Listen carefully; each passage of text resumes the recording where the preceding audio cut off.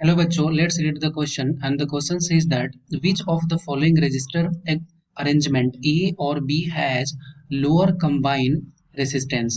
First one दिया हुआ है कि एक रेसिस्टेंस लगी हुई है जिसका रेसिस्टेंस कितना है 10 ओम का लगा हुआ है। सेकंड वन में दो रेजिस्टर दिया हुआ है और वो दोनों पैरेलली कनेक्ट है, दोनों का वैल्यू कितना है 10 ओम है और हमें बताना है कि किसमें मिनिमम रेसिस्टेंस होगा।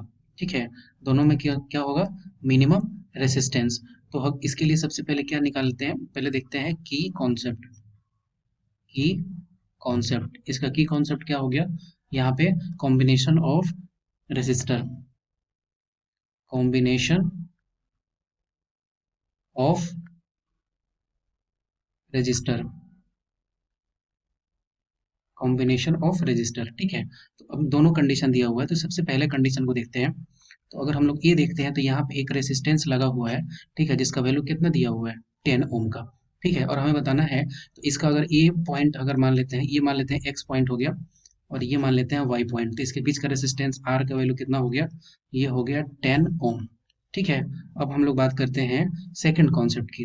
ठीक है, तो ये अगर सेकंड की है तो इस पे दो रेसिस्टेंस लगा हुआ है, एक रेसिस्टेंस है जिसका वैल्यू है 10 ओम और दूसरा है उसका भी रेसिस्टेंस कितना दिया हुआ है, ये भी दिया हुआ है 10 ओम।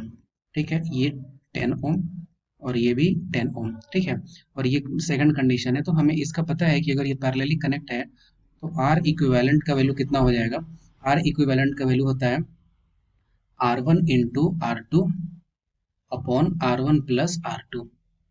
ठीक है, जब इसको सॉल्व करेंगे तो ये कितना हो जाएगा, ये हो जाएगा 10 इंटू 10 अपॉन 10 प्लस 10।